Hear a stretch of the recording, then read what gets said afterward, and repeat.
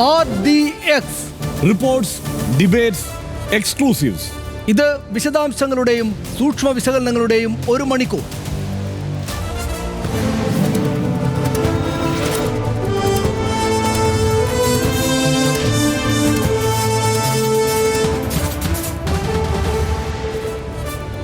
ഇന്ത്യയിലെ ആദ്യ AR VR XR news സ്റ്റുഡിയോയിൽ നിന്ന് ഇന്നത്തെ RDX ഇവിടെ തുടങ്ങുന്നു. ഇത് കണ്ടു പരിചയിച്ച ഒരു ചർച്ചാ പരിപാടിയല്ല. ഇന്നത്തെ വാർത്താ ദിവസത്തെ നിർണയിച്ച വിഷയങ്ങൾ അതിൻ്റെ സമഗ്രതയിൽ വിശകലനം ചെയ്യുന്ന ഒരു മണിക്കൂറാണ്. വിശദാംശങ്ങളുടെയും സൂക്ഷ്മ വിവരങ്ങളുടെയും മണിക്കൂർ. ചില വാർത്തകളുടെ നേരെ തെളിയാൻ വിവിധ കോണുകളിൽ നിന്ന് അതിനെ നോക്കിക്കാണണം. പക്ഷം പിടിക്കാതെ വസ്തുതകൾ ചൂണ്ടിക്കാട്ടി ഡാറ്റയുടെ പിൻബലത്തോടെ ഇവിടെ വാർത്തയെ പരിശോധിക്കുന്നു. ആദ്യം ഇന്ന് RDX പരിശോധിക്കുന്ന 4 വിഷയങ്ങളിലേക്ക്.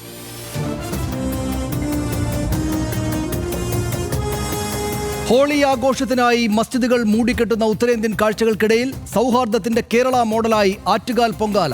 മതവേലികൾ മറികടന്ന് നിരന്നത് ഭക്തസഹസ്രങ്ങളുടെ പൊങ്കാല അടുപ്പുകൾ. വാതിലുകൾ തുറന്നിട്ട് പാളയം പള്ളിയും സെന്റ് ജോസഫ് കത്തീഡ്രലും മണക്കാട് വലിയ പള്ളിയും. വേനൽ ചൂടിൽ ദാഹജലം പകർന്ന് മതഭേദമില്ലാത്ത സ്നേഹം. നിവേദിക്കലിന് പിന്നാലെ ദ്രുതവേഗത്തിൽ നഗരം വൃത്തിയാക്കി കോർപ്പറേഷൻ തൊഴിലാളികൾ. അടുപ്പ് കൂട്ടിയ ഇഷ്ടികകൾ ഇനി ലൈഫ് പദ്ധതിയിലെ സ്നേഹ വീടുകളായി ഉയരും.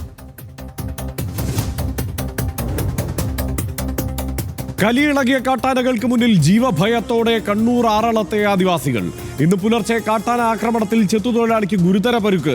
പ്രസാദിന്റെ വാരിയല്ലുകൾ തകർന്നു. ആറളത്ത് അറുതിയില്ലാതെ വന്യജീവി ആക്രമണങ്ങൾ. 10 കൊല്ലത്തിനിടെ ആറളത്ത് കാട്ടാന ആക്രമണത്തിൽ കൊല്ലപ്പെട്ടത് 17 പേർ. സർക്കാരിന്റെ പ്രതിരോധ പ്രവർത്തനങ്ങൾ വിഫലം. ആനമതിൽ നിർമ്മാണം തൃശങ്കുവിൽ. 1700 ആദിവാസികൾ അധിവസിക്കുന്ന ആറളം ഏഷ്യയിലെ വലിയ ആദിവാസി സെറ്റിൽമെന്റുകളിലൊന്ന്.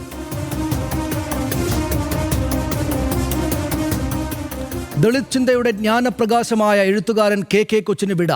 അന്ത്യം വാർദ്ധക്യ സഹജമായ അസുഖങ്ങളെ തുടർന്ന് കോട്ടയത്ത്. ആത്മകഥയായ ദളിതന് ശ്രദ്ധേയ കൃതി. KK കൊച്ച് ഇടത് ധാരയോട് കൂട്ടുകൂടിയും കലഹിച്ചു മുന്നേറിയ ധൈഷണികൻ. കീഴാള വീക്ഷണത്തിൽ ചരിത്രാഖ്യാനങ്ങളെ തിരുത്തിയെഴുതിയ ചിന്തകൻ. വികസന പദ്ധതികളോട് പുലർത്തിയത് ധീരമായ ആഭിമുഖ്യം. സഹപ്രവർത്തകർക്ക് സ്നേഹരൂപിയായ കൊച്ചേട്ടൻ. നിര്യാണത്തിൽ അനുശോചിച്ച് മുഖ്യമന്ത്രിയടക്കം പ്രമുഖർ. മഹാത്മാഗാന്ധിയുടെ പൗത്രനോടും അസഹിഷ്ണുത. കർശന നടപടിയുമായി സർക്കാർ. സ്വമേധയായി എടുത്ത കേസിൽ 5 RSS പ്രവർത്തകരെ അറസ്റ്റ് ചെയ്ത് നെയ്യാറ്റിൻകര പോലീസ്. തുഷാർ ഗാന്ധിയുടെ കാർ തടയാൻ ശ്രമിച്ചത് RSS വിഷമാണെന്ന് പ്രസംഗിച്ചതിന്റെ പേരിൽ സംഘപരിവാർ എത്ര പ്രതിഷേധമുയർത്തിയാലും RSS വിരുദ്ധ പ്രസ്താവനയിൽ ഉറച്ചു നിൽക്കുമെന്ന് തുഷാർ ഗാന്ധി. തുഷാർ മാനസിക രോഗിയെന്ന് BJP. തുഷാറിനെ തടഞ്ഞവരുടെ വിദ്രോഹ മനസ്സ് ഗാന്ധി ഘാതകരുടെ മനോനിലയ്ക്ക് തുല്യമെന്ന് പിണറായി വിജയൻ. തുഷാറിന് പിന്തുണയുമായി കോൺഗ്രസും CPI-യും.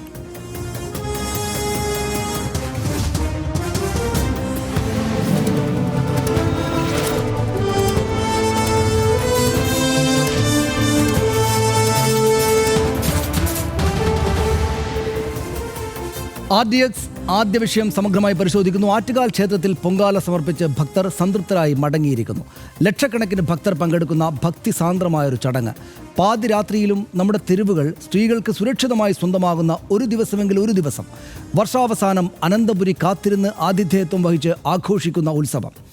ഇതിനൊക്കെയൊപ്പം നമുക്ക് അഭിമാനത്തോടെ ഉയർത്തിപ്പിടിക്കാനാവുന്ന ഒരു കേരള മോഡൽ കൂടിയാണ് ആറ്റുകാൽ പൊങ്കാല എന്ന ബിഗ് ഇവന്റ്.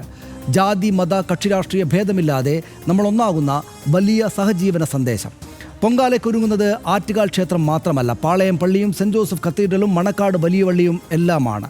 ആറ്റുകാൽ ഭക്തർക്കായി വാതിലുകൾ തുറന്നിടും. കുടിവെള്ളവും തണലുമൊരുക്കി കാത്തിരിക്കും. എണ്ണയിട്ട യന്ത്രം പോലെ സർക്കാർ സംവിധാനങ്ങളും യുവജന സന്നദ്ധ സംഘടനകളും പ്രവർത്തിക്കും.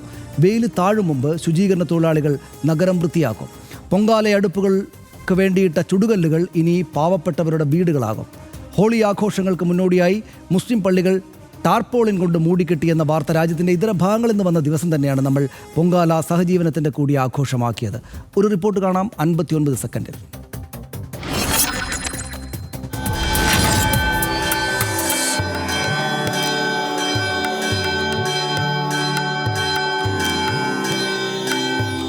ഇതരമത ദേവാലയങ്ങൾ മുതൽ വീട്ടുവരാന്തകൾ വരെ തിരുവനന്തപുരം നഗരമാകെ ആറ്റുകാൽ ഭക്തരുടെ ആതിഥേയരായി. റമദാൻ നോമ്പുകാലത്തും മണക്കാട് വലിയ പള്ളിയുടെ ഗേറ്റ് ആറ്റുകാലമ്മയുടെ അനുഗ്രഹം തേടിയെത്തിയ ഭക്തർക്കായി തുറന്നുകൊടുത്തു. ഇന്നൊരു ദിവസം സ്വന്തം വീടുകളിൽ തന്നെ നമസ്കരിക്കണമെന്ന് ജമാഅത്ത് വിശ്വാസികൾക്ക് നിർദ്ദേശം നൽകി. കഴിഞ്ഞ 10 ദിവസമായി വലിയ പള്ളിയിലെ സ്ത്രീകളുടെ നമസ്കാര ഹാൾ പോലീസ് എയ്ഡ് പോസ്റ്റാണ്. ഇന്നലെയും ഇന്നും നോമ്പു തുറക്കാൻ പതിവുള്ള ഇറച്ചിക്കഞ്ഞി ഒഴിവാക്കി പൊങ്കാല ഇടുന്നവർക്ക് കൂടി കൊടുക്കാൻ പച്ചക്കറി കഞ്ഞി ഒരുക്കി. പാളയം സെന്റ് ജോസഫ് കത്തീഡ്രലിലും ജുമാ മസ്ജിദിലും വെള്ളവും ഭക്ഷണവും തണലിടവും ഒരുക്കിവെച്ചു. കക്ഷി രാഷ്ട്രീയ ഭേദമില്ലാതെ സംഘടനകൾ എല്ലാ സഹായവുമായി ഇറങ്ങി. ഒരുക്കങ്ങൾക്കും നടത്തിപ്പിനും കോർപ്പറേഷന്റെ മേൽനോട്ടം. സർക്കാരിന്റെ വിവിധ വകുപ്പുകളുടെ കൂട്ടായ പ്രവർത്തനം രാജ്യത്തെവിടെയും മാതൃകയാക്കാവുന്നത്. പതിവ് തെറ്റിയില്ല. 3 മണി മുതൽ 100 കണക്കിന് ശുചീകരണ തൊഴിലാളികൾ ഇറങ്ങി നഗരം ശുചിയാക്കി. ഭക്തർ ഉപേക്ഷിച്ച് മടങ്ങിയ ഇഷ്ടികകൾ ലൈഫ് വീടുകളുടെ നിർമ്മാണത്തിനായി കോർപ്പറേഷൻ ശേഖരിച്ചു കഴിഞ്ഞു. ഹർഷൻ, ഇത് ആറ്റുകാൽ പൊങ്കാല എല്ലാ വർഷവും നടക്കുന്നതാണ്. ഇന്ന് രാവിലെ മുതൽ പുലർച്ചെ മുതൽ ഇന്നലെ രാത്രി മുതൽ തന്നെയും നമ്മൾ റിപ്പോർട്ട് ചെയ്തുകൊണ്ടിരിക്കുന്നതുമാണ്. പക്ഷേ എങ്കിലും ഒരു വിശദമായിട്ടൊന്ന് അടുക്കിപ്പെറുക്കി സമഗ്രമായിട്ട് പരിശോധിക്കേണ്ടതിന് അതുകൊണ്ടാണ് RDS അതിലേക്ക് പോകുന്നത്. നമുക്ക് ഇതാണ് കേരള മോഡൽ എന്നതാണ് നമ്മൾ അത് നിന്ന് മനസ്സിലാക്കേണ്ടത്. ജാതി മത രാഷ്ട്രീയ ഭേദമന്യേ ഈ ആറ്റുകാൽ പൊങ്കാലയ്ക്കായി തലസ്ഥാനം കൈകോർത്തു എന്നതാണ് ഇതിലെ ഏറ്റവും പ്രധാനപ്പെട്ട കാര്യം. ആറ്റുകാൽ ഭക്തർക്ക് സൗകര്യം ഒരുക്കിയത് ഇതര മത ദേവാലയങ്ങൾ കൂടെയാണ്. ഇത് പ്രത്യേകമായിട്ട് നമ്മൾ പറയുന്നത് അങ്ങനെ ഒന്ന് അടുക്കിപ്പെറുക്കി മനസ്സിലാക്കണമെന്നുകൊണ്ടാണ്. മണക്കാട് വലിയ പള്ളിയിലെ നമസ്കാര മുറി പോലീസിൻ്റെ എയ്ഡ് പോസ്റ്റായി മാറുകയാണ് ഉണ്ടായത്. അഗ്നിരക്ഷാ വാഹനങ്ങളുടെ പാർക്കിങ്ങും മണക്കാട് വലിയ പള്ളിയിൽ തന്നെയാണ് നടന്നത്. ഇതൊക്കെ എല്ലാ വർഷവും നടക്കുന്നതാണ്. ദൂരെ നിന്നെത്തുന്നവർക്ക് രാത്രി കിടക്കാൻ പള്ളിയുടെ ഹാളാണ്. അതായത് ആറ്റുകാൽ അമ്മയോടുള്ള ഭക്തിയുമായി വരുന്ന ആളുകൾക്ക് പള്ളിയുടെ ഹാളിൽ ഉറങ്ങാം. കുടിവെള്ളവും ഭക്ഷണവും ഒരുക്കി പള്ളി കമ്മിറ്റി. അത് ഭക്തർ യാതൊരു ബുദ്ധിമുട്ടുമില്ലാതെ ഉപയോഗിക്കുകയും ചെയ്തു. പ്ലാസ്റ്റിക് വസ്തുക്കൾ ഒഴിവാക്കാൻ വിപുലമായ തയ്യാറെടുപ്പ് വളരെ മുമ്പ് തന്നെ അവിടെ നടന്നിരുന്നു. ഗ്രീൻ പ്രോട്ടോകോൾ നിർദ്ദേശം പാലിച്ചാണ് എല്ലാ ഭക്തരും, ഏതാണ്ട് ഭൂരിഭാഗം ഭക്തരും ഗ്രീൻ പ്രോട്ടോകോൾ നിർദ്ദേശം കൃത്യമായി പാലിക്കുകയുണ്ടായി. വിവിധ വകുപ്പുകൾ തോളോട് തോൾ ചേർന്ന് പ്രവർത്തിച്ചു. ഏതെങ്കിലും തരത്തിലുള്ള അസ്വാരസ്യം ഉണ്ടായില്ല. ഒരു പരാതിയും വന്നില്ല. തദ്ദേശ വകുപ്പ്, ആരോഗ്യ വകുപ്പ്, police, fire force, water authority, KSEB, KSRTC, ശുചിത്വ മിഷൻ, ഇങ്ങനെ നാട്ടിലെ സംവിധാനങ്ങളെല്ലാം അതിനുവേണ്ടി നിന്നു. വിവിധ വകുപ്പുകളുടെ കൺട്രോൾ റൂമുകൾ സജ്ജമായിരുന്നു. ആയിരക്കണക്കിന് ഉദ്യോഗസ്ഥരെ വിന്യസിച്ചു. അങ്ങനെ എല്ലാ വർഷവും നടക്കുന്നത് കുറെ കൂടെ മെച്ചപ്പെട്ടാണ്. മേൽനോട്ടവുമായി തിരുവനന്തപുരം കോർപ്പറേഷൻ, അതിനകത്തെ ഭരണ പ്രതിപക്ഷ അംഗങ്ങളെല്ലാം തന്നെയും എല്ലാ കക്ഷികളുടെയും അംഗങ്ങൾ മിന്നൽ വേഗത്തിൽ ശുചീകരണവും മാലിന്യ നീക്കവും നടത്തി. പ്രത്യേകമായിട്ട് പറയേണ്ടത് എല്ലാ രാഷ്ട്രീയ പാർട്ടികളുടെയും നേതാക്കളും അംഗങ്ങളും ഒക്കെ അതിനകത്തുണ്ടായിരുന്നു. 3 മണി മുതൽ തന്നെ ശുചീകരണ പ്രവൃത്തികളെല്ലാം ആരംഭിച്ചു. കോർപ്പറേഷൻ വിന്യസിച്ചത് 1000-ലധികം ജീവനക്കാരെയാണ്. ജൈവ മാലിന്യ സംസ്കരണത്തിന് കൃത്യമായ കേന്ദ്രങ്ങൾ അവിടെ ഉണ്ടായിരുന്നു. അജൈവ മാലിന്യം പ്രത്യേകമായിട്ട് തരംതിരിച്ച് ബാക്കി കാര്യങ്ങൾ പിന്നീട് നടക്കും. 6 മണിയോടെ നഗരം പൂർണ്ണമായി വൃത്തിയാക്കി. 3 മണിക്ക് പരിപാടി കഴിഞ്ഞ് തുടങ്ങി 6 മണിയോടെ പൂർണ്ണമായിട്ട് പൊങ്കാല അടുപ്പുകളുടെ ചുടുകട്ടകൾ വീടുകളാകും. ഇത് കഴിഞ്ഞ 2 വർഷം മുമ്പ് തുടങ്ങിയൊരു പരിപാടിയാണ്. അവിടെ ഉപയോഗിച്ച ചുടുകട്ടകൾ സാധാരണ നശിപ്പിച്ച് കളയാറായിരുന്നു. പക്ഷേ അത് മുഴുവൻ ശേഖരിച്ച് കോർപ്പറേഷൻ കൊണ്ടുപോയിരിക്കുകയാണ്. അത് പാവപ്പെട്ടവരുടെ വീടായിട്ട് ലൈഫ് വീടുകളുടെ നിർമ്മാണത്തിന് വിതരണം ചെയ്യും എന്നത് വളരെ ഇന്നോവേറ്റീവായിട്ടുള്ളൊരു ഐഡിയ വരികയും അത് ആറ്റുകാൽ പൊങ്കാല ആളുകളുടെ ഭവനങ്ങളായിട്ട് മാറുന്ന, പൊങ്കാല അടുപ്പുകൾ ഭവനങ്ങളായി മാറുന്ന ഒരു ഗുണം കൂടെയുണ്ട്. 24 കുടുംബങ്ങൾക്കെങ്കിലും ഇത്തവണത്തേത് സഹായമാകും എന്നാണ് അറിയുന്നത്. ചുടുകട്ടകൾ ആവശ്യക്കാർക്ക് സൗജന്യമായിട്ടാണ് എത്തിക്കുക. പൊങ്കാല ചുടുകട്ടകൾ ഇതുവരെ നൽകിയത് 50 കുടുംബത്തിനാണ് കഴിഞ്ഞ 2-3 വർഷങ്ങളായി. ഇത്രയുമാണ് അതിനകത്ത് കാര്യങ്ങൾ. വളരെ ആറ്റുകാൽ പൊങ്കാല സംബന്ധിച്ച് രാവിലെ മുതൽ വാർത്തയും വിശദാംശങ്ങളും റിപ്പോർട്ടിങ്ങുമായിട്ട് നമ്മുടെ ടീം അവിടെ ഉണ്ടായിരുന്നു. നമ്മുടെ മാത്രമല്ല, കേരളത്തിലെല്ലാ മാധ്യമങ്ങളുടെയും റിപ്പോർട്ട് ഉണ്ടായി. ആറ്റുകാൽ പൊങ്കാലയെ സംബന്ധിച്ച് പൊങ്കാലയ്ക്ക് പോകാത്ത ആളുകൾക്കടക്കം ഹർഷൻ ഇതേക്കുറിച്ച് പൂർണ്ണമായ വിവരങ്ങളുണ്ട്. വളരെ ഭക്തി പാരവശ്യത്തോടെ ആളുകൾ TV-ക്ക് മുന്നിലിരിക്കും. ഭക്തി ആ നിലക്ക് വിശ്വാസമില്ലാത്ത ആളുകളാണെങ്കിലും ഇതര മതസ്ഥരാണെങ്കിലും ഈ ദൃശ്യങ്ങൾ കണ്ടുകൊണ്ടിരിക്കും. അതൊരു കേരളത്തിലെ ഏറ്റവും പ്രധാനപ്പെട്ട ഒരു വലിയ സംഭവമാണല്ലോ. ഹർഷൻ, എന്താ ഇതിപ്പോൾ കഴിഞ്ഞ് ഈ കാര്യങ്ങൾ നമ്മൾ RDXൽ എടുക്കുമ്പോൾ തോന്നുന്നത്? പലതരത്തിൽ കേരളത്തിലെ എല്ലാ വിഷയങ്ങളെയും പല അഭിപ്രായത്തോടെ സമീപിക്കുന്ന ആളുകളുണ്ട്, വിമർശനാത്മകമായി സമീപിക്കുന്ന ആളുകളുണ്ട്, ഈ വിശ്വാസത്തിനൊക്കെ വെളിയിൽ നിൽക്കുന്ന ആളുകളുണ്ട്. അവർക്കടക്കം അഭിപ്രായം പറയാൻ വക നൽകുന്ന ഒരു സംഗതിയാണ് എന്തായാലും ഇന്ന് അവിടെ നടന്നിരിക്കുന്നത്. കാരണം ആറ്റുകാൽ പൊങ്കാലയുടെ ഒരു പ്രത്യേകത എന്ന് പറയുന്നത് കേരളത്തിലെ ഏറ്റവും അധികം ആളുകൾ ഒന്നിച്ച് അണിനിരക്കുന്ന, ഒരു സമയത്ത് ഒന്നിച്ച് അണിനിരക്കുന്ന ഒരൊറ്റ ദിവസം എന്ന് പറയുന്നത് ഒരു പക്ഷേ ആറ്റുകാൽ പൊങ്കാല ദിവസമായിരിക്കും. അത്രയധികം ആളുകൾ എന്ന് പറയുമ്പോൾ അത്രയും അധികം ആളുകളിൽ ഏതാണ്ട് 90% സ്ത്രീകളാണ് എന്ന പ്രത്യേകത കൂടിയുണ്ട്. അങ്ങനെ ഒരു പരിപാടി വേറെ എവിടെയും നടക്കുന്നില്ല എന്നതാണ്. അത്രയധികം സ്ത്രീകളാണ് നിരക്കുന്നു. മാത്രമല്ല അതിൻ്റെ നടത്തിപ്പ് എന്ന് പറയുന്നത് ഒരു കൂട്ടായ യത്നമാണ്. എന്തായാലും വിശ്വാസത്തിലേക്ക്, ആ വിശ്വാസത്തിനെ പിൻപറ്റിക്കൊണ്ട് ആളുകൾ അവിടേക്ക് ഒഴുകിയെത്തുന്നു. ഇത്രയധികം ആളുകൾ എത്തുമ്പോൾ എങ്ങനെ ഒരു നഗരം അതിനെ കൈകാര്യം ചെയ്യുന്നു എന്ന കാര്യം ഏറ്റവും മാതൃകാപരമാണ് എന്ന കാര്യത്തിൽ തർക്കമില്ല. അതിലേറ്റവും പ്രധാനപ്പെട്ടത് ഒരു ഒരു മതവിഭാഗത്തിൻ്റെ വലിയൊരു ആരാധന അവിടെ നടക്കുകയാണ്. അതിന് എല്ലാ മതസ്ഥരും ഒരുമിച്ച് അവരുടെ വാതിലുകൾ തുറന്നിട്ട് കൊടുക്കുന്നു. അവിടെ അതൊരു വലിയ ആഘോഷമായി നടക്കുന്നു. നമുക്കറിയാം, ഇപ്പോൾ തിരുവനന്തപുരം നഗരത്തെക്കുറിച്ച് പറയുമ്പോൾ പലതരം ചർച്ചകളൊക്കെ വരും. ഏറ്റവും ഭയങ്കരമായി ജാതീയതയുള്ള ഒരു സ്ഥലങ്ങളിൽ ഒന്നാണ്, ജാതി ചോദിക്കുന്നവരുണ്ട്, മത വിദ്വേഷം വെച്ച് പുലർത്തുന്നവരുണ്ട് എന്നൊക്കെ ആളുകൾ ഇങ്ങനെ പലതും ചർച്ച ചെയ്യാറുണ്ട്. സോഷ്യൽ മീഡിയയിലൊക്കെ നോക്കിക്കഴിഞ്ഞാൽ ഈ പ്രാദേശിക ചർച്ചകൾ, പ്രാദേശിക ഏറ്റുമുട്ടലുകളൊക്കെ നടക്കുമ്പോൾ ഇതൊക്കെ എടുത്ത് ഈ വീശുന്ന കാണാം. പക്ഷേ ഈ ഒരു പരിപാടി നോക്കൂ, ഇതങ്ങനെയല്ലല്ലോ. ഇത് അപ്പോൾ നമ്മൾ എന്താണ് മനസ്സിലാക്കേണ്ടത്? ഇതിനും അപ്പുറം സങ്കീർണമാണ് കേരളത്തിന് പുറത്തുള്ള അവസ്ഥ പലയിടങ്ങളിലും. ഇപ്പോൾ നമ്മൾ നോക്കൂ, ഹോളി ആഘോഷങ്ങൾ നടക്കുമ്പോൾ മോസ്കുകളെല്ലാം ടാർപോളിൻ വെച്ച് മൂടിയിടുന്ന ഒരു സാഹചര്യം പോലും ഉണ്ടാകുന്നു. അങ്ങനെയൊന്നും എന്തായാലും തൽക്കാലം കേരളത്തിൽ നടക്കുന്നില്ല. മാത്രമല്ല, ഇത് എല്ലാവരുടെയും ആഘോഷമായി നടക്കുന്നു. മറ്റൊന്ന്, എനിക്ക് എൻ്റെ ഒരു ഓർമ്മ, ഒരു 10-20 വർഷം മുമ്പ് ഇത് റിപ്പോർട്ട് ചെയ്യാൻ പോകുമ്പോഴുള്ള ഒരു സ്ഥിതി എന്താണെന്ന് വെച്ച് കഴിഞ്ഞാൽ, അന്ന് ഈ ഓരോ കാലത്തും ഇതിന് മാറ്റം ഉണ്ടാകുന്നുണ്ടല്ലോ. ഈ അവിടെ കത്തിക്കാൻ കൊണ്ടുവരുന്ന ചൂട്ടുകറ്റകളെല്ലാം കരിയും പൊടിയുമായി അവിടെ കിടക്കും. ഈ ഇഷ്ടികകൾ ഇപ്പോഴാണ് ചുടുകട്ടകൾ കൊണ്ടുവരുന്നത്. മുമ്പ് ചെളിക്കട്ടകളാണ്. അവിടെ തന്നെ തലേദിവസമൊക്കെ വിൽക്കാൻ വെച്ചിരിക്കുന്ന ചെളിക്കട്ടകളാണ്. അതായത് ഒരൊറ്റ ദിവസത്തെ ആവശ്യമല്ലേ ഉള്ളൂ. അതിനുശേഷം ഇതങ്ങ് പൊട്ടിത്തകർന്നു പോയാലും കുഴപ്പമില്ല എന്ന മട്ടിലുള്ള ചെളിക്കട്ടകൾ കൊണ്ടുവരും. ഇതവിടെ അന്ന് ഇതിൻ്റെ ക്ലീനിങ് ഒന്നും നടക്കില്ല. അപ്പോൾ വരുന്ന ആളുകളുടെ വാഹനമെല്ലാം നിർബാധം ഈ കട്ടകളുടെ മുകളിലൂടെ കയറി ഇറങ്ങിപ്പോകും. പിന്നെ ഒരാഴ്ച ആ നഗരത്തിൽ നിൽക്കാൻ പറ്റില്ല. അതുപോലെ പൊടിയാണ്. ഒരു KSRTC ബസ് ഇങ്ങനെ പോയി കഴിഞ്ഞാൽ പിന്നെ നമ്മൾ പൊടിക്കകത്തായിരിക്കും. ഇതായിരുന്നു യഥാർത്ഥത്തിൽ തിരുവനന്തപുരം നഗരത്തിൻ്റെ അവസ്ഥ 10-20 വർഷം മുമ്പ്. പക്ഷേ അത് വളരെ കൃത്യമായി മാനേജ് ചെയ്യാൻ ഇപ്പോൾ അവിടുത്തെ കോർപ്പറേഷൻ പഠിച്ചിരിക്കുന്നു, അവിടുത്തെ ഭരണ സംവിധാനങ്ങൾ പഠിച്ചിരിക്കുന്നു, മറ്റ് സംഘടനകളെല്ലാം അതിന് തയ്യാറായി രംഗത്ത് വരുന്നു എന്നുള്ളതാണ്. നേരത്തെ രാത്രിയായിരുന്നു ക്ലീനിങ്. അതായത് ഇത് ക്ലീൻ ചെയ്യണം എന്ന് തീരുമാനിച്ചപ്പോൾ ഒറ്റ രാത്രി കൊണ്ട് ഇത് ക്ലീൻ ചെയ്യുന്നു. അതുതന്നെ ഒരു അത്ഭുതമായിരുന്നു. ഒറ്റ രാത്രി കൊണ്ട് ഇത് ക്ലീൻ ചെയ്യുന്നു. പിറ്റേന്ന് രാവിലെ നോക്കുമ്പോൾ ഗംഭീരമായി കിടക്കുന്നു. ഒരു 10-15 വർഷം മുമ്പ് അങ്ങനെ മാറി. പക്ഷേ കഴിഞ്ഞ കുറേ കാലമായി അന്ന് വൈകിട്ട് തന്നെ, അതായത് വൈകുന്നേരത്തോടെ കംപ്ലീറ്റ് ക്ലീൻ ചെയ്യുന്നു എന്ന് മാത്രമല്ല, ഈ കട്ടകൾ മുഴുവൻ 50 കുടുംബങ്ങൾക്ക് വീട് വെക്കാൻ ഈ ഇഷ്ടികകൾ പ്രയോജനപ്പെടുന്നു എന്ന് പറഞ്ഞു കഴിഞ്ഞാൽ, അതായത് അതിന് മുമ്പത്തെ അവസ്ഥ കൂടി അറിയാവുന്നവർക്കറിയാം. ഇപ്പോൾ തിരുവനന്തപുരം നഗരവാസിക്കെങ്കിലും കൃത്യമായി അറിയാം, ഈ ഇഷ്ടികകൾ മുഴുവൻ അവിടെ പൊടിഞ്ഞ് തകർന്ന് നശിച്ച് നാമാവശേഷമായി പോയിക്കൊണ്ടിരുന്നതാണ്. ആ ഇഷ്ടികകൾ ഇപ്പോൾ വീട് വയ്ക്കാനായിട്ട് ആളുകൾക്ക് പ്രയോജനപ്പെടുന്ന തരത്തിലേക്ക് വരുന്നു എന്നുള്ളത്.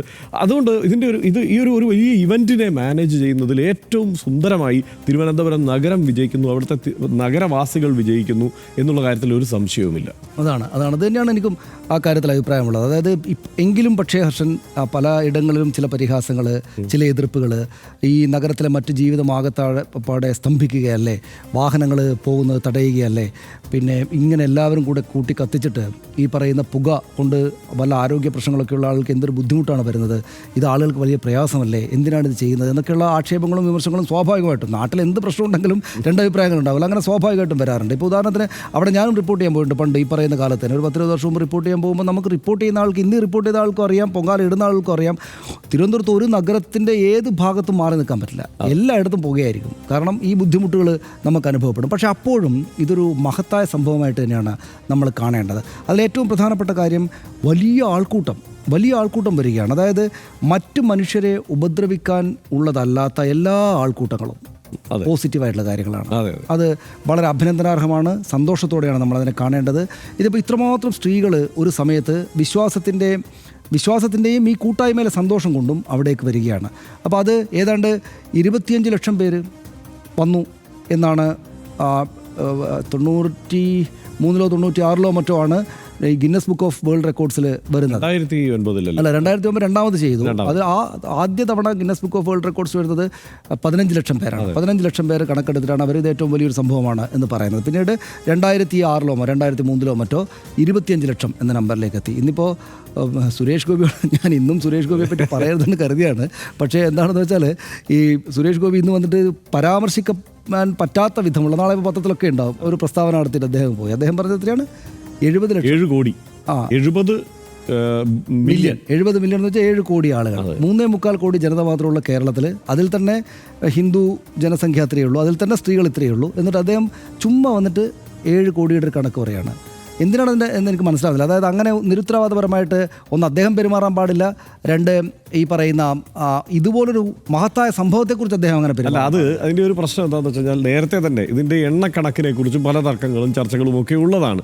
യഥാർത്ഥത്തിൽ ഇതിൻ്റെ എണ്ണക്കണക്ക് ഇങ്ങനെ നൂല് പിടിച്ചതുപോലെ 25 ലക്ഷമാണോ 15 ലക്ഷമാണോ എന്നുള്ളതൊന്നും ഒരു വലിയ സംഗതിയല്ല.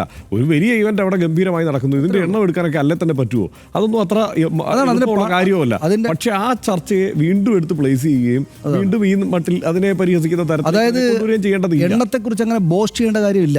അവിടെ വലിയ ആൾക്കൂട്ടമാണ് എന്ന് ഈ കാണുന്ന ആളുകൾക്ക് മുഴുവൻ അറിയാം. ആ വരുന്നത് മുഴുവൻ സ്ത്രീകളാണ്. നേരത്തെ ഹർഷൻ വിശദമായിട്ട് പറഞ്ഞതുപോലെ നമ്മുടെ കാർഡിലൊക്കെ ഉണ്ടായിരുന്നതുപോലെ വളരെ കൃത്യമായിട്ട് കാര്യങ്ങളെല്ലാം നടക്കുന്നു. അതിനകത്ത് കേരളത്തിന് അഭിമാനിക്കാനുള്ള ചിലതുണ്ട്. കേരളത്തിൻ്റെ പ്രൈഡ് അതിനകത്തുണ്ട്. നേരത്തെ പറഞ്ഞതുപോലെ എല്ലാ മതവിഭാഗങ്ങളും അതിനോട് വളരെ സന്തോഷകരമായിട്ട് നിൽക്കുന്നു. അപ്പോൾ സ്വാഭാവികമായിട്ടും ഇത് കൃത്യമായിട്ട് വളരെ പെട്ടെന്ന് ക്ലീൻ ചെയ്ത് മാറുന്നു.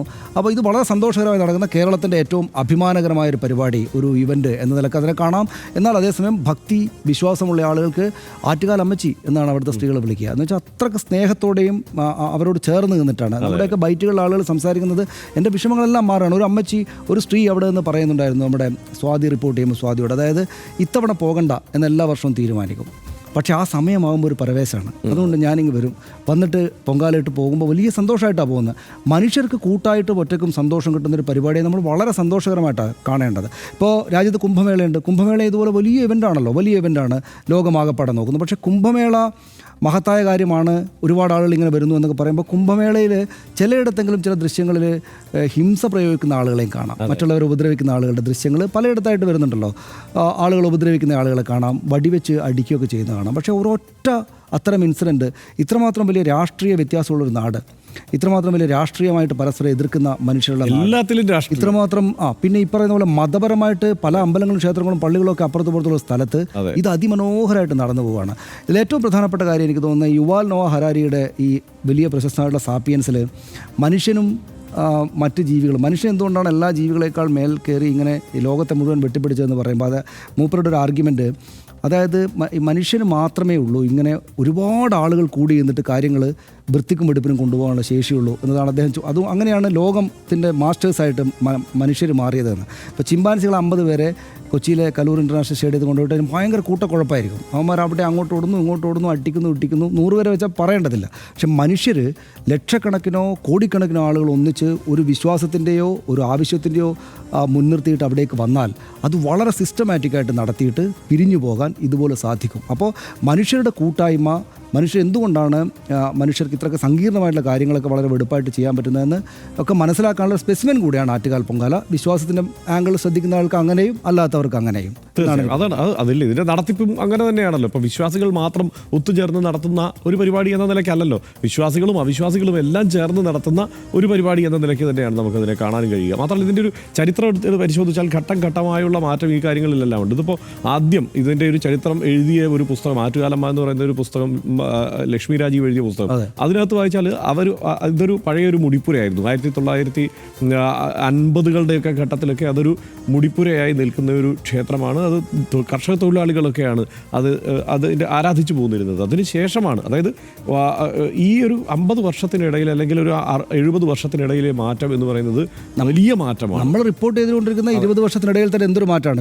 കണ്ണൂരിൽ നിന്ന് ഞാൻ റിപ്പോർട്ട് തിരുവനന്തപുരത്ത് ഏഷ്യാനെറ്റിലും മറ്റുണ്ടപ്പോൾ അവിടെ നിന്ന് റിപ്പോർട്ട് ചെയ്തുകൊണ്ടിരിക്കുന്ന സമയത്ത് കണ്ണൂരിൽ നിന്ന് വരുന്ന ആളുകൾ, കണ്ണൂരിൽ നിന്നേ ആറ്റുകാൽ പൊങ്കാല ഇടാൻ വേണ്ടി ആളുകൾ വരുന്നല്ലോ എന്നുള്ള അത്ഭുതം ഉണ്ടായിരുന്നു. പക്ഷേ ഇപ്പോൾ കണ്ണൂരും കാസർഗോഡൊക്കെ കൗതുകകരമായ മറ്റൊരു കാര്യം, ഇത് യുക്തിവാദികളൊക്കെ വല്ലാതെ എതിർക്കുന്ന ഇതിൻ്റെ ഒരു പ്രധാനപ്പെട്ട കാര്യം, ഇത് ആറ്റുകാലിൽ തുടങ്ങി. ആറ്റുകാൽ പൊങ്കാല നേരത്തെ നടന്നുകൊണ്ടിരുന്നു. ഇപ്പോൾ ഇത് എല്ലാ ക്ഷേത്രങ്ങളിലും, മിക്കവാറും ക്ഷേത്രങ്ങളിൽ ഇതിൻ്റെ മാതൃക പിൻപറ്റിക്കൊണ്ടുള്ള പൊങ്കാലകൾ ആരംഭിച്ചു എന്നുള്ളത് തെറ്റില്ല എന്ന് മാത്രമല്ല, മനുഷ്യർക്ക് സന്തോഷം കിട്ടുകയാണെങ്കിൽ മറ്റുള്ളവർ ഉപദ്രവിക്കില്ലെങ്കിൽ നടക്കട്ടെ. അതെ, അത് ഭക്ഷണം ഉണ്ടാക്കുന്നു, ആഘോഷിക്കുന്നു, വിശ്വാസം അതിൻ്റെ കൂടെ നടക്കട്ടെ. 1997 ഫെബ്രുവരി 23 നടന്ന പൊങ്കാലയാണ് ഗിന്നസ് ബുക്ക് ഓഫ് വേൾഡ് റെക്കോർഡ്സിൽ ഇടം പിടിച്ചത്. 15 ലക്ഷം സ്ത്രീകൾ പങ്കെടുത്തു എന്നാണ് അന്നത്തെ അവരുടെ കണക്ക്. പിന്നീട് 2009 ഗിന്നസ് അധികൃതർ ആ കണക്ക് 25 ലക്ഷം സ്ത്രീകൾ എന്ന് പുതുക്കി എന്നും കാണുന്നു. ആളെണ്ണം ഒരുപക്ഷെ കുറച്ച് അങ്ങോട്ടോ ഇങ്ങോട്ടോ ആകാം, പക്ഷേ മലയാളികൾക്കാകെ തന്നെ സന്തോഷവും അഭിമാനവും ഉണ്ടാക്കുന്ന ഒരു കൂട്ടായ്മ എന്ന് തന്നെ RDX ആറ്റുകാൽ പൊങ്കാലയെ മനസ്സിലാക്കുന്നു. ഒരേ വിശ്വാസത്താൽ പ്രചോദിതരായി പൂർണ്ണ അച്ചടക്കത്തോടെയും പരസ്പര സഹകരണത്തോടെയും എത്തുന്ന അനേക മനുഷ്യർ ഒരു നിശ്ചിത സമയത്തിനകത്ത് കൃത്യമായി ഒരിടത്ത് കൂടി പിരിയുന്നു.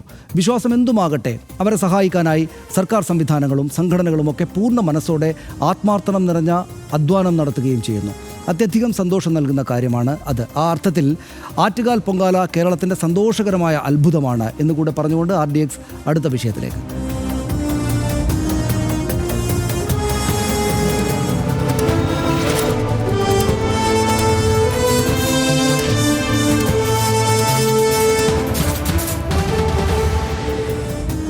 ആയിരത്തി 1700-നടുത്ത് ആദിവാസി കുടുംബങ്ങൾ താമസിക്കുന്ന ഏഷ്യയിലെ ഏറ്റവും വലിയ ആദിവാസി പുനരധിവാസ മേഖലകളിൽ ഒന്നാണ് ആറളം ഫാം.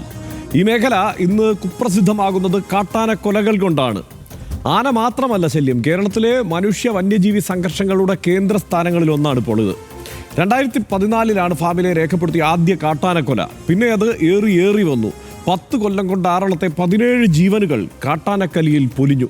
ആനകളുടെ ആവാസ വ്യവസ്ഥയിൽ മനുഷ്യരോ മനുഷ്യരുടെ ആവാസ മേഖലയിൽ ആനയോ കയറുന്നത് എന്ന തരം തർക്കങ്ങൾ അർത്ഥശൂന്യമാണ്. ആറളം ഫാം ഒരു നിലനിൽക്കുന്ന യാഥാർത്ഥ്യമാണ്.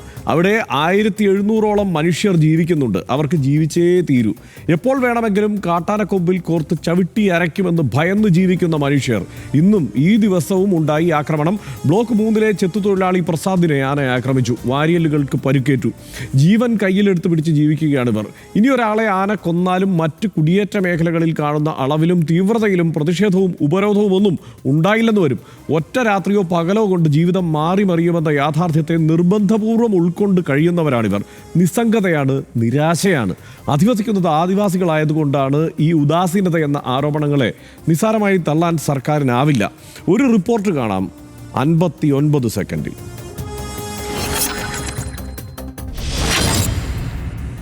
ആനയിറങ്ങി മനുഷ്യരെ കൊന്നുകൊണ്ടിരിക്കുന്നു, ആക്രമിച്ചുകൊണ്ടിരിക്കുന്നു. ഇത് ആറളത്തെ യാഥാർത്ഥ്യം. കാരണം തെരയാൻ തുടങ്ങിയിട്ട് കാലമേറെയായി. ഓപ്പറേഷൻ എലിഫന്റ് പദ്ധതിയുടെ അശാസ്ത്രീയമായ നടത്തിപ്പ്, ദ്രുതകർമ്മസേനയിലെ ജീവനക്കാരുടെ കുറവ്, വനമായി മാറിയ ഉപേക്ഷിക്കപ്പെട്ട ജനവാസ കേന്ദ്രങ്ങൾ, ഇതാണ് ആറളം ഫാമിന്റെ ഇപ്പോഴത്തെ ദുരിതാവസ്ഥയുടെ അടിസ്ഥാനം. കാട്ടിൽ ആന പെരുകുന്നു. 7500 ഏക്കർ വിസ്തൃതമായ വിശാല ഭൂമി നിരീക്ഷിക്കാൻ ആകെ 12 RRT ഉദ്യോഗസ്ഥർ, 9 വാച്ചർമാർ. ആനകളാകട്ടെ 80-ലേറെയും. 10 വർഷത്തിനിടെ കാട്ടാന കൊന്നത് 17 പേരെ. ഇപ്പോൾ കൂടുതൽ RRTക്കാരെ നിയോഗിച്ചിട്ടുണ്ട്. ആനകളെ ഫാമിൽ നിന്നും തുരത്താനാണ് വനം വകുപ്പ് ശ്രമിക്കുന്നത്. വാച്ചർമാർ കൂടുതൽ വന്നാൽ ആനകൾ കാടുകയറി പോകുമോ? ഇല്ല. ആനയ്ക്കെന്താ അതിർത്തി? കാടുകയറ്റിയ ആനയെല്ലാം തിരികെ ഫാമിലെത്തും. 2023 സെപ്റ്റംബറിൽ ആരംഭിച്ച ആനമതിൽ നിർമ്മാണം ഇപ്പോഴും തൃശങ്കുവിലാണ്. ഇതുവരെ തീർന്നത് 4 കിലോമീറ്റർ മാത്രം. മതിലില്ലാത്ത ഭാഗം വഴി കാട്ടാനകൾ കൂട്ടത്തോടെ പുനരധിവാസ മേഖലയിൽ കയറും. ആനക്കൂട്ടത്തെ എത്ര കാലം നമ്മളിങ്ങനെ ഓടിച്ചുകൊണ്ടിരിക്കും?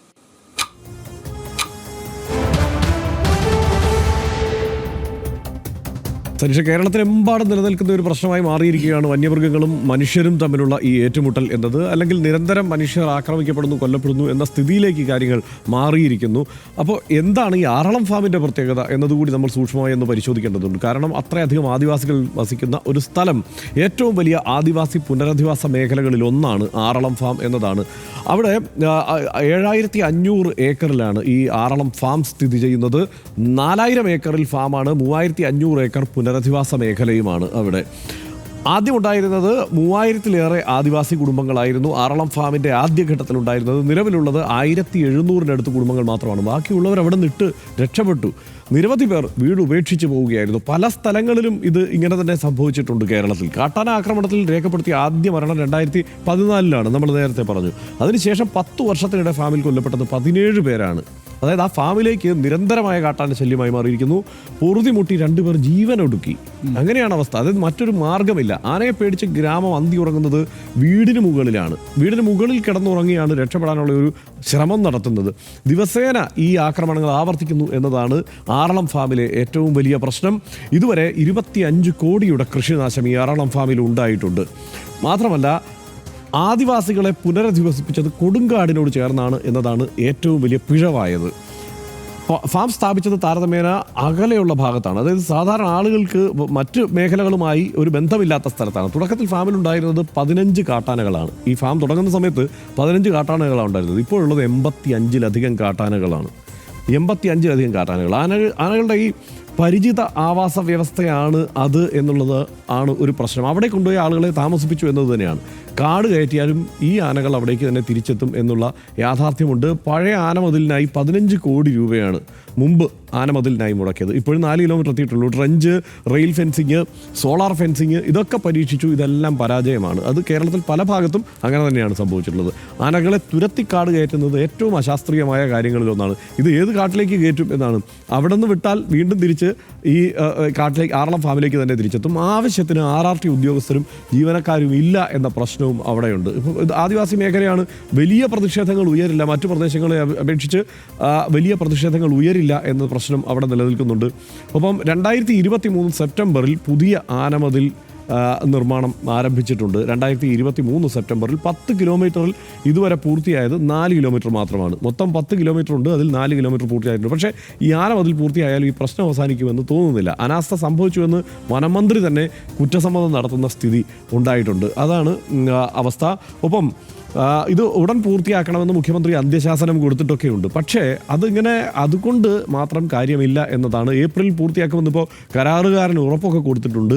അതിനിടയ്ക്ക് എത്ര പേർ കൊല്ലപ്പെടും എന്നുള്ളതാണ് നമ്മൾ ആലോചിക്കേണ്ടത്. പരിഹാരം കണ്ടെത്തണമെന്ന് ഹൈക്കോടതി നിർദ്ദേശവും കൊടുത്തിട്ടുണ്ട്. പക്ഷേ ഇതിങ്ങനെ തുടരുന്ന സാഹചര്യം തന്നെയാണ് ഇപ്പോൾ. അപ്പോൾ ഇത് ഞാൻ നേരത്തെ പറഞ്ഞല്ലോ, ഇത് ചിന്നക്കനാലിൽ, എൻ്റെ നാട്ടിൽ അവിടെ ഇടുക്കിയിൽ ചിന്നക്കനാലിൽ ഇതുപോലെ മുമ്പ് ആളുകളെ കൂടിയിട്ട് നമ്മൾ ഇവനെ കൊണ്ടുപോയല്ലോ, ഏതാണ് ഒരു കൊമ്പനെ കൊണ്ടുപോയാൽ അരിക്കൊമ്പൻ അത് തന്നെ പേര് മറന്നുപോയി പെട്ടെന്ന്. അരിക്കൊമ്പൻ ശല്യമായത് ആർക്ക് എന്ന് നോക്കിയാൽ ഒന്നാമത് ശല്യമായത് അവിടുത്തെ ആദിവാസികൾക്കാണ്. അവിടെ ഒരു ട്രൈബൽ സെറ്റിൽമെൻറ്റ് ഈ ആനകളുടെ താവളത്തിനുള്ളിൽ സ്ഥാപിച്ചു എന്നുള്ളത്. ഇത് തന്നെയാണ് ആറളത്ത് സംഭവിച്ചിട്ടുള്ളത്. ആറളത്ത് അത് ആ ഫാം ഇങ്ങനെ ട്രൈബൽ സെറ്റിൽമെൻറ്റായി തുടങ്ങുന്ന സമയത്ത് തന്നെ അവിടെ 15 കാട്ടാനകളുണ്ട്. അത് 85 ഇപ്പോൾ മാറിയിട്ടുമുണ്ട്. ഇത് എല്ലാ സ്ഥലത്തും സംഭവിച്ചുകൊണ്ടിരിക്കുകയാണ്. എങ്ങനെയാണ് ഈ സാഹചര്യത്തെ കാണുന്നത്? ഇതിപ്പോൾ ഹർഷൻ, എനിക്ക് എപ്പോഴും ആനയുടെ ആക്രമണം, മനുഷ്യർ മരിക്കുന്ന വാർത്ത കേൾക്കുമ്പോൾ ഏറ്റവും എല്ലാവർക്കും ഉണ്ടാകുന്ന ആദ്യം ഉണ്ടാകും. പിന്നെ ആലോചിക്കുക, നമ്മളെ സംബന്ധിച്ച് സംസാരിച്ചിട്ടുണ്ട്, എല്ലാവരും സംസാരിച്ചിട്ടുണ്ട്. അതായത് ഇതിപ്പോൾ നമ്മളിപ്പോൾ നിൽക്കുന്ന കൊച്ചിയിലോ അല്ലെങ്കിൽ തിരുവനന്തപുരത്തോ ആണ് ഒരു ആന വന്നൊരു മനുഷ്യനെ ചവിട്ടിക്കൊന്നതെങ്കിൽ എന്തുമാത്രം വലിയ പ്രശ്നമാണല്ലോ ഉണ്ടാവുക. അതായത് അവിടെ ഒരാൾ മരിച്ചാലും, കൊച്ചിയിലും തിരുവനന്തപുരത്തും ഒരാളെ ആന ചവിട്ടിക്കൊന്നാലും, ഈ ആദിവാസി മേഖല ആറളത്തും ഈ പറയുന്ന ചിന്നക്കനാൽ, ഇടുക്കി മേഖലകളിലൊക്കെ ഒരാൾ കൊല്ലപ്പെട്ടാലും ഒരു മനുഷ്യനാണ്, എല്ലാ മനുഷ്യരും തുല്യരാണ് എന്നത് നമ്മുടെ ബേസിക് ചിന്തയാണ്. അപ്പോൾ എല്ലാവരും തുല്യരായിരിക്കുമ്പോൾ, പക്ഷേ ആദിവാസികൾ അവിടെ കൊല്ലപ്പെടുമ്പോൾ നമ്മൾ യഥാർത്ഥത്തിൽ ആലോചിച്ച് നോക്കുക, അത്രയ്ക്ക് വലിയ ഒരു പ്രശ്നം ഉണ്ടാകുന്നുണ്ടോ? അല്ലെങ്കിൽ നാളെ ഇത് സംഭവിക്കരുത്, ഇപ്പോൾ കൊച്ചിയിലോ തിരുവനന്തപുരത്തോ സംഭവിക്കാതിരിക്കട്ടെ, പക്ഷേ ഇതുപോലൊരു സംഭവം ഉണ്ടാവുകയാണെങ്കിൽ ആളുകൾ എടുക്കുന്ന അല്ലെങ്കിൽ നമ്മുടെ സംവിധാനങ്ങൾ എടുക്കുന്ന നടപടികളാണോ അവിടെ ഉണ്ടാകുന്നതെന്ന് ചോദിച്ചാൽ അങ്ങനെയല്ല എന്നല്ലേ നമുക്ക് നിശ്ചിതമായിട്ടും പറയാൻ പറ്റുക. ഈ ആറളം എൻ്റെ നാട്ടിലാണ്. പാനൂർ, എൻ്റെ വീടിൻ്റെ അടുത്ത് ആറളവും പാനൂരും തമ്മിൽ ഒരു 10-45 കിലോമീറ്റർ വ്യത്യാസമുണ്ട്. ഇപ്പോൾ ഞാൻ കഴിഞ്ഞ ദിവസം പാനൂർ ഒരു കാട്ടുപന്നി ഒരാളെ കുത്തിക്കൊന്നു ഇല്ലേ? അതെ. ഞാൻ എൻ്റെ ചെറുപ്പകാലമൊക്കെ ജീവിച്ച സ്ഥലമാണല്ലോ. ഞാൻ ഇതുവരെ പാനൂരിൽ നിന്ന് കാട്ടുപന്നി ഒരാളെ കൊന്നു എന്ന വാർത്ത വരുമെന്ന് വിചാരിച്ചിട്ടേ ഇല്ല. അങ്ങനെ ഒരു സംഭവം കാട്ടുപന്നി അവിടെ ഇറങ്ങുന്നത് നമ്മുടെ ഓർമ്മയിലേ ഇല്ല, എൻ്റെ ഒന്നും ഓർമ്മയിലേ എന്തായാലും ഇല്ല. അപ്പോൾ എന്തോ പ്രശ്നം സംഭവിച്ചിട്ടുണ്ട്. അതായത് ഈ അതിരുവിട്ട് ഈ വന്യജീവികൾ പുറത്തേക്ക് വരുന്നതോ അല്ലെങ്കിൽ ഇവരുടെ എണ്ണം വർദ്ധിക്കുന്നതോ എനിക്കതിൻ്റെ കണക്കുകൾ കൃത്യമായിട്ട് അറിയില്ല. പക്ഷേ എങ്കിലും അങ്ങനെ ഈ മനുഷ്യന് മേൽ അല്ലെങ്കിൽ ഈ ആനിമൽ ഹ്യൂമൻ കോൺഫ്ലിക്റ്റ് വർദ്ധിക്കാനിടയായ എന്തോ സംഭവം ഉണ്ടായിട്ടുണ്ട്. അത് കണക്കുകളും മറ്റും പരിശോധിച്ചിട്ട് സർക്കാർ സംവിധാനങ്ങൾ ആ നിലക്കത് നിർത്താനുള്ള, ഈ മനുഷ്യരുടെ ജീവിതം ഇങ്ങനെ പൊലിഞ്ഞു പോകുന്നത് ഒഴിവാക്കാനുള്ള സംവിധാനങ്ങൾ എത്രയും പെട്ടെന്ന് ഏർപ്പെടുത്തേണ്ടതാണ്. അതാണ് എനിക്ക് എൻ്റെ ഇതിലൊരു പ്രശ്നം. വളരെ സജീവമായ പരിസ്ഥിതിവാദം നിലനിൽക്കുന്ന സൂക്ഷ്മമായ ഇടപെടലുള്ള ഒരു സംസ്ഥാനവും ഒരു പ്രദേശവുമാണ് കേരളം, മറ്റെല്ലാ വിഷയത്തിലും എന്നതുപോലെ. പക്ഷേ നമ്മളൊരു പ്രശ്നം, ഇതിപ്പോൾ നമ്മൾ മുമ്പൊക്കെ ഒരു 100 വർഷം മുമ്പ് നൂറുകണക്കിന് കാട്ടാനകളെയും 100 കടുവകളെയും 100 പുലികളെയും ഒരു വർഷം തന്നെ കൊന്നു തീർത്തിരുന്ന കാലമുണ്ട്. ഒരു 200 വർഷം മുമ്പുള്ള ചരിത്രം മുതൽ ഇങ്ങോട്ട് നോക്കിക്കഴിഞ്ഞാൽ നമ്മൾ വിനിൽ പോളിന്റെ പുസ്തകത്തിൽ നായാട്ട്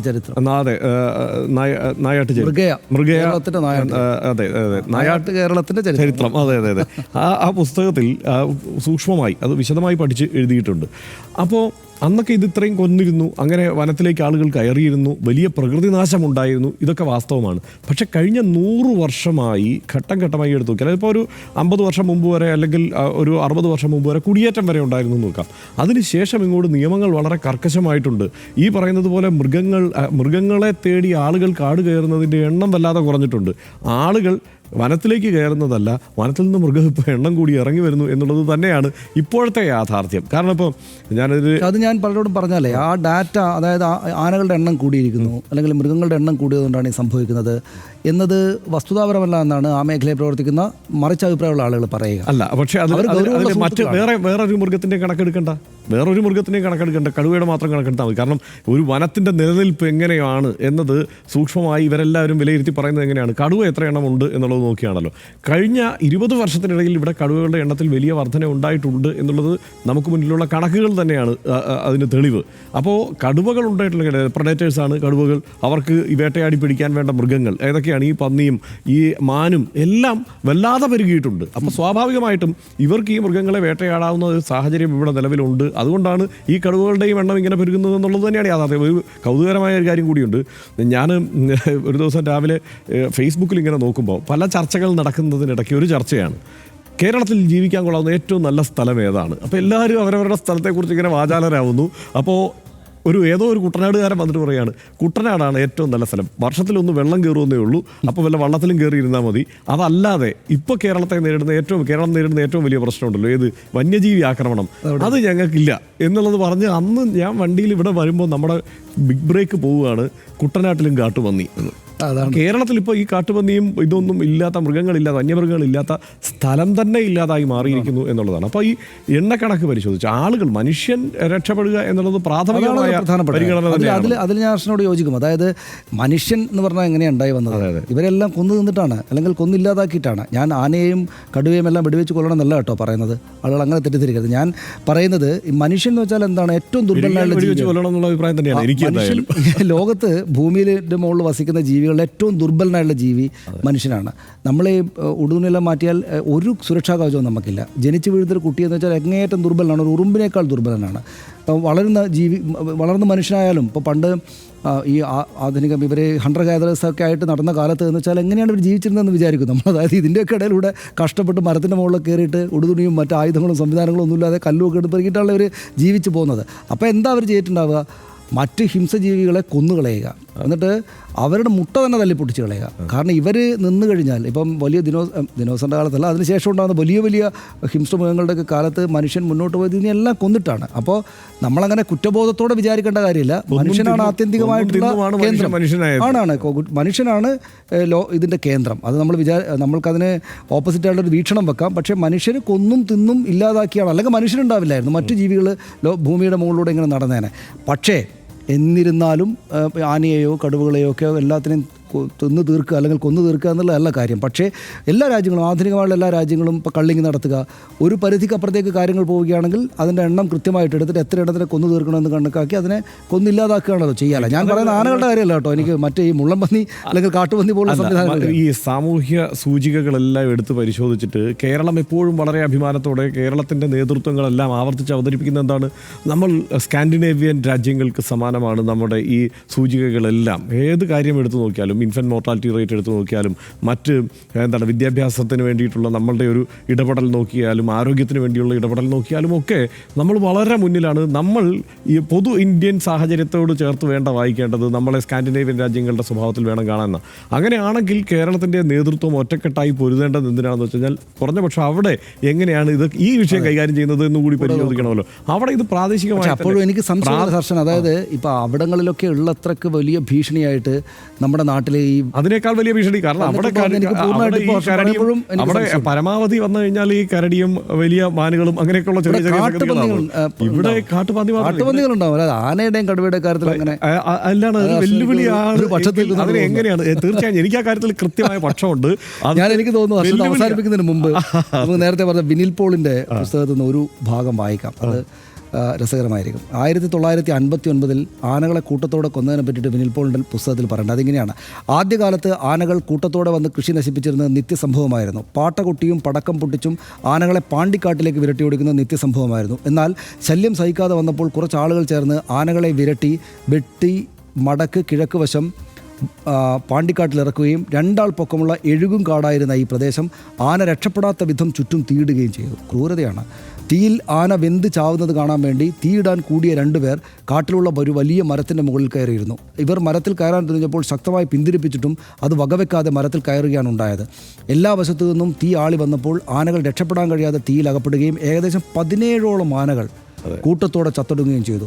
ആനകളുടെ വേവ് മണം വളരെ അകലങ്ങൾ വരെ അനുഭവപ്പെട്ടിരുന്നു.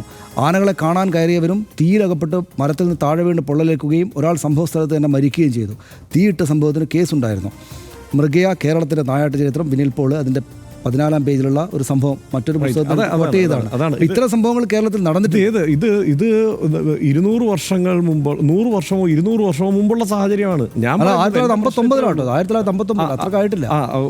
ഇത് ഈ സംഭവം നടന്നിട്ടുണ്ട്. കുടിയേറ്റ കാലത്തായിരിക്കും. കുടിയേറ്റ കാലത്ത് അത് നടന്നിട്ടുണ്ടാവാം.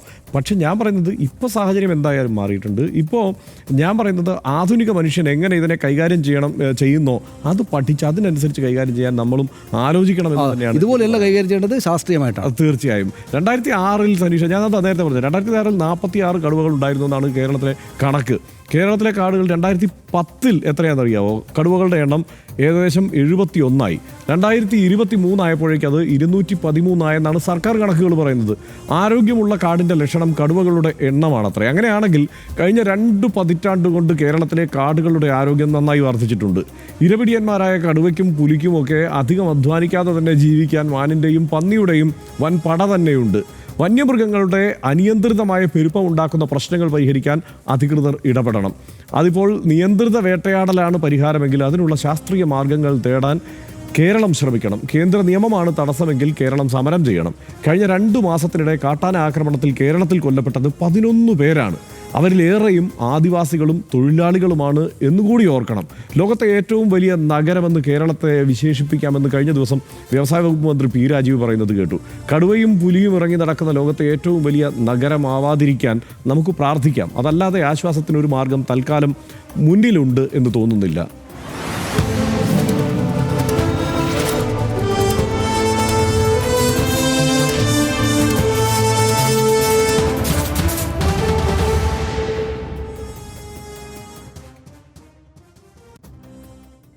RDX ആദരവോടെ ഓർക്കുകയാണ് KK കൊച്ചിനെ.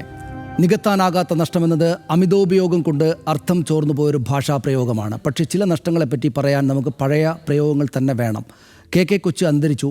കേരള സാംസ്കാരിക സാമൂഹ്യ രാഷ്ട്രീയ രംഗത്ത് KK കൊച്ചിനെ പോലെ മറ്റൊരാളെ പകരം വയ്ക്കാൻ നമുക്ക് ഇന്നില്ല. ശരിക്കും നികത്താനാകാത്ത നഷ്ടം.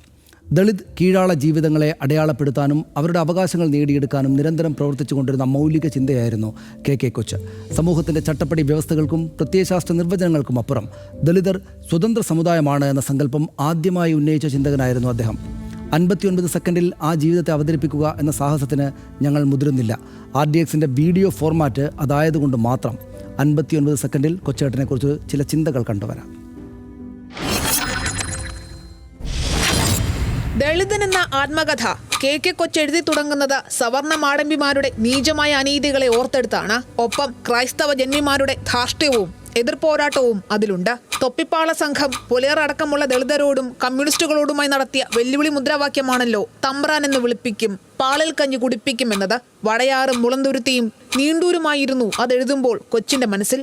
1949 ഫെബ്രുവരി 2 കോട്ടയം ജില്ലയിൽ കല്ലറയിൽ ജനിച്ചു. വിദ്യാർത്ഥി പ്രതിഷേധത്തിന്റെ പേരിൽ 16 ദിവസത്തെ ജയിൽ ശിക്ഷ മുതൽ അടിയന്തരാവസ്ഥക്കാലത്തെ മാസങ്ങൾ നീണ്ട ഒളിവുവാസം വരെ ഒരേ സമയം ഇടതുധാരയോട് ചേർന്ന് നടന്നും കലഹിച്ചും കൊച്ച് നിരന്തരം സംസാരിച്ചു, എഴുതി. പൂർവ്വഭാരങ്ങളില്ലാത്ത തെളിഞ്ഞ ബൗദ്ധിക ജീവിതം. ജനിച്ച ദേശത്തെ പൂർവ്വ പരമ്പരകളുടെ മണ്ണിനെക്കുറിച്ച് അദ്ദേഹം ഇങ്ങനെ എഴുതി. മധുരവേലി എന്ന ദേശം പണ്ട് മാർക്കേസിന്റെ മാക്കൊണ്ട പോലെ ഏകാന്തവും വിജനവുമായിരുന്നു. കൊച്ചിന്റെ വായനയുടെ ആഴം ഇതിലുണ്ട്. ജാതി വിവേചനം വീണ്ടും കളം നിറയുന്ന ഈ കാലത്താണ് കൊച്ചിന്റെ നഷ്ടം. പക്ഷേ ഇത് കൊച്ച് എന്ന് വെച്ചാൽ ചെറുത് എന്നാണ് മലയാള ഭാഷയിൽ. അദ്ദേഹത്തിൻ്റെ പേരിൻ്റെ അർത്ഥത്തിൻ്റെ ഓപ്പോസിറ്റായിട്ടുള്ള ജീവിതം ജീവിച്ച ശേഷമാണ് അദ്ദേഹം ഇന്ന് വിടവാങ്ങുന്നത്. നമ്മൾക്ക് വ്യക്തിപരമായി തന്നെയും അറിയാവുന്ന ആളാണ് അദ്ദേഹം. അദ്ദേഹത്തെ ഇങ്ങനൊരു കൊച്ചേട്ടൻ വിടവാങ്ങിയെന്നത് പെട്ടെന്ന് ആശുപത്രിയിലാണെന്ന് അറിഞ്ഞിരുന്നെങ്കിലും നമ്മളിങ്ങനെ ഇന്ന് അവതരിപ്പിക്കേണ്ടി വരുമെന്ന് നേരത്തെ കരുതിയതല്ല. വലിയ ഒരു ജീവിതമാണ്. ആപൽക്കരമായി കർമ്മം ചെയ്ത കൊച്ചേട്ടൻ എന്ന് നമ്മുടെ ഡാറ്റ ടീം എഴുതിയിട്ടുണ്ട്. പ്രത്യയശാസ്ത്ര മനുഷ്യനായിരുന്ന KK കൊച്ച് നിശ്ചയമായിട്ടും പ്രത്യയശാസ്ത്ര മനുഷ്യനായിരുന്നു. പ്രതിഷേധവും സമര പോരാട്ടവും നിരന്തര വായനയും കെ കൊച്ചിനെ അറിയുന്ന ആളുകൾക്കെല്ലാം ആ കാര്യം അറിയാം. സാമൂഹ്യ അനീതികളോട് അസാധാരണമായി പൊരുതിയ പോരാളി എന്ന് തന്നെ അദ്ദേഹത്തെ പറയണം. ആദിവാസി മനുഷ്യാവകാശ പരിസ്ഥിതി പോരാട്ടങ്ങൾ എല്ലാവർക്കും അദ്ദേഹത്തെ അറിയാവുന്ന ആളുകൾക്ക് അറിയാവുന്ന കാര്യങ്ങളാണ്. ഇടത് പ്രസ്ഥാനങ്ങളുടെ സഹയാത്രികനും വിമർശകനുമായിരുന്നു അദ്ദേഹം. സഹയാത്രികനും വിമർശകനും സാധാരണ സാധ്യമല്ലാത്ത ഒരു കോമ്പിനേഷനായിരുന്നു അത്. പോരാട്ടവും പ്രക്ഷോഭവും ഒപ്പം വിജ്ഞാനവും ചിന്തയും കെ കൊച്ച് അതായിരുന്നു. ദളിതർ സ്വതന്ത്ര സമുദായമാണ് എന്ന സങ്കല്പം ആദ്യമായിട്ട് അവതരിപ്പിച്ചത് അദ്ദേഹമായിരുന്നു. അല്ലെങ്കിൽ സാമാന്യവൽക്കരണങ്ങൾക്ക് വഴങ്ങാത്ത ചിന്തകൻ എന്ന് പറഞ്ഞാൽ ആളുകളുടെ ഉള്ളിൽ കെ കൊച്ചിൻ്റെ ചിത്രം വരും. സാമൂഹ്യ സംഘാടനത്തിലും സാഹിത്യത്തിലും അതുല്യമായ സംഭാവനകൾ കൊച്ചിൻ്റെ ഭാഗത്ത് നിന്ന്, കൊച്ചേട്ടൻ്റെ ഭാഗത്തു നിന്നുണ്ടായി. കേരള ഭാഷാ ഇൻസ്റ്റിറ്റ്യൂട്ടിൻ്റെ മുൻ ഭരണസമിതി അംഗം എന്ന നിലയിൽ അദ്ദേഹം പ്രവർത്തിച്ചിട്ടുണ്ട്. സ്തുത്യർഹമായ സേവനമാണ്. 2021 കേരള സാഹിത്യ അക്കാദമി അദ്ദേഹത്തിന് സമഗ്ര സംഭാവന പുരസ്കാരം നൽകി. ചരിത്രം, സാമൂഹ്യശാസ്ത്രം, സാഹിത്യ നിരൂപണം എന്തൊക്കെ കാര്യങ്ങളിലാണ് അദ്ദേഹം മാർക്സിസം, അംബേദ്കറിസം, ഗാന്ധിസം അങ്ങനെ പരസ്പര വിരുദ്ധമെന്ന് പൊതുവിൽ കണക്കാക്കപ്പെടുന്ന മേഖലകളിലെല്ലാം ഫെമിനിസം, ഭരണഘടന, ഭാഷാശാസ്ത്രം അങ്ങനെ എല്ലായിടത്തും അദ്ദേഹത്തിൻ്റെതായുള്ള ചില ചിന്തകൾ അവശേഷിപ്പിച്ചു. സാഹിത്യവും സിനിമയും അടക്കമുള്ള മേഖലകളിലേക്കെല്ലാം കെ കൊച്ചിൻ്റെ ചിന്തകളുണ്ടായിരുന്നു. ദേശീയതയ്ക്കൊരു ചരിത്ര പാഠം, കേരള ചരിത്രവും സമൂഹ രൂപീകരണവും തുടങ്ങിയ പുസ്തകങ്ങൾ അദ്ദേഹത്തിൻ്റെതായിട്ടുണ്ട്. കലാപവും സംസ്കാരവും, ഇടതുപക്ഷമില്ലാത്ത കാലം തുടങ്ങി നിരവധി സംഭാവനകളുണ്ട്. ദളിതൻ മലയാളത്തിൽ സമാനതകളില്ലാത്ത ആത്മകഥാവിഷ്കാരമാണ് അദ്ദേഹത്തിൻ്റേത്. ദളിതൻ അദ്ദേഹത്തിൻ്റെ ആത്മകഥയാണ്. CDN എന്ന ഒരു സംഘടനയുടെ ഭാഗമായിട്ട് ഒപ്പം ഇന്ത്യൻ ഡെമോക്രാറ്റ് തുടങ്ങിയ November books, subject and language press എന്നിങ്ങനെ അദ്ദേഹത്തിൻ്റെ ദീർഘമായുള്ള 74 വയസ്സ് അദ്ദേഹം മരിക്കുമ്പോൾ ദീർഘമായുള്ള കാലത്തിനിടെ അദ്ദേഹം കേരളത്തിൻ്റെ സാമൂഹിക പരിണാമത്തിൻ്റെ അളവുകോലായിട്ടുള്ള ജീവിതമാണ് അദ്ദേഹം. ആ ചിന്ത തുടരും എന്നാണ് നിശ്ചയമായിട്ടും നമ്മൾ കാണേണ്ടത്. നമുക്ക് വ്യക്തിപരമായിട്ട് അറിയാവുന്ന ആളാണ്. എനിക്ക് ഓർമ്മയുണ്ട്, ഞാൻ ഇന്ത്യ വിഷനിലൊക്കെ ഉണ്ടായിരുന്ന കാലത്ത് ഞങ്ങളുടെ ആ കാലത്ത് സ്ഥിരം ചർച്ചാ പാനലിസ്റ്റായിരുന്നു കൊച്ചേട്ടൻ. വളരെ സൗഹൃദത്തോടു കൂടി സംസാരിക്കുക, എതിർക്കുന്ന ആളുകളോട് പോലും വളരെ സൗമ്യതയോടെ സംസാരിക്കുക. ഇന്നിപ്പോൾ രാഷ്ട്രീയമായിട്ട് അദ്ദേഹത്തിൻ്റെ പക്ഷത്തൊന്നും അല്ലാത്ത ഒരുപാട് ആളുകൾ കെ കൊച്ചിനെ വളരെ ആദരവോടെ ഓർമ്മിക്കുന്നത് കണ്ടു അല്ലേ? അതെ.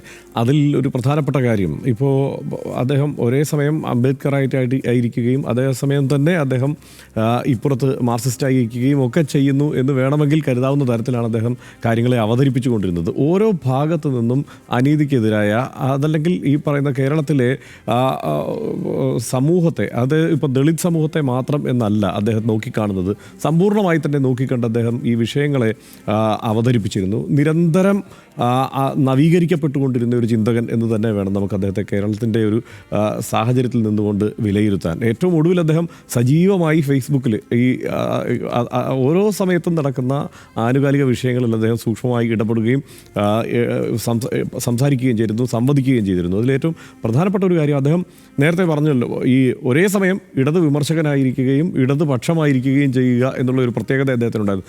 അദ്ദേഹത്തിന് ഈ പറഞ്ഞ ഭൂപരിഷ്കരണ നിയമം അടക്കമുള്ള വിഷയങ്ങളിൽ വളരെ കൃത്യമായ വിമർശനം അദ്ദേഹത്തിന് ഇടതുപക്ഷത്തോടുണ്ടായിരുന്നു, കേരളത്തിലെ ഇടതുപക്ഷത്തോടുണ്ടായിരുന്നു, പ്രത്യേകിച്ച് ഈ കേരളത്തിലെ മാർക്സിസ്റ്റ് കമ്മ്യൂണിസ്റ്റ് പാർട്ടികളോടുണ്ടായിരുന്നു എന്നുള്ളതാണ്. കാരണം ഈ 3 സെൻറ്റ് 5 സെൻറ്റ് 10 സെൻറ്റ് കോളനികളിലേക്ക് ഈ ദളിതർ ചുരുങ്ങേണ്ടി വന്നത് അവർക്ക് ഭൂവുടമസ്ഥത ലഭിക്കാത്തത് കൊണ്ടാണ്. അന്നത്തെ പാട്ടക്കാർക്കും വാരക്കാർക്കും ഒക്കെ ഭൂവുടമസ്ഥത ലഭിച്ചു, മറ്റ് സമുദായക്കാർ.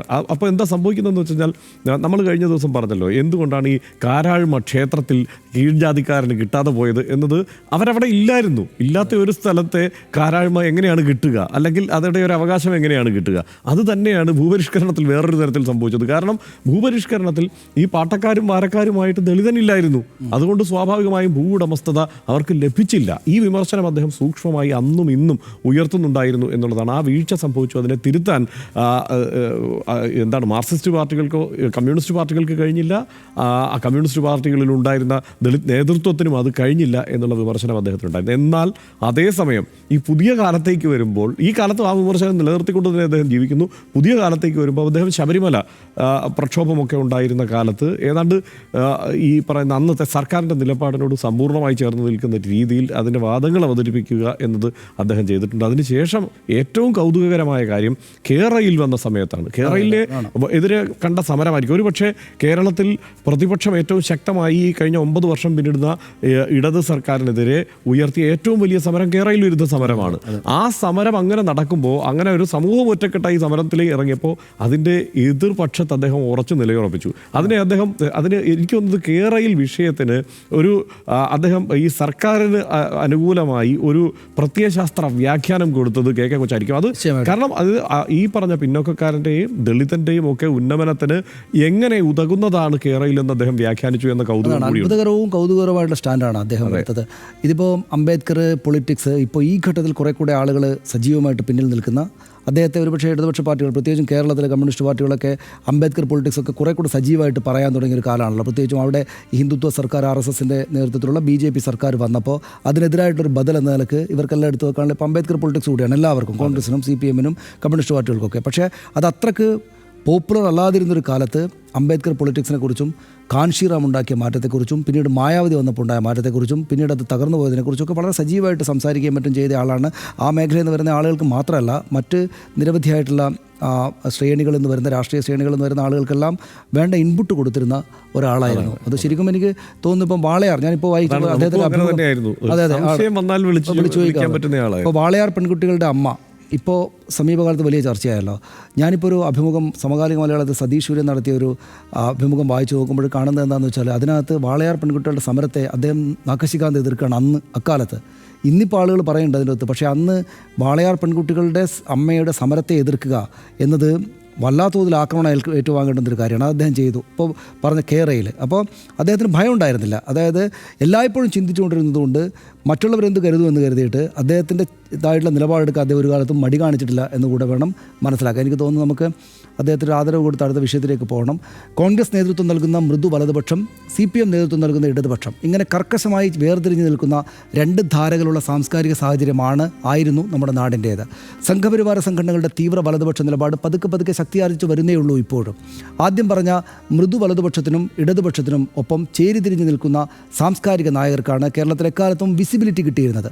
അങ്ങനെയല്ലാത്ത അപൂർവം പേരിൽ ഒരാളായിരുന്നു KK കൊച്ച്. കേരളത്തിൽ മുഖ്യധാര സാംസ്കാരിക വഴി അല്ലായിരുന്ന ദളിത് രാഷ്ട്രീയ ധാരയിൽ നിന്ന് തന്നെ അദ്ദേഹം പൊതുസമൂഹം ശ്രദ്ധിക്കുന്ന വലിയ ബുദ്ധിജീവിയായി മാറി.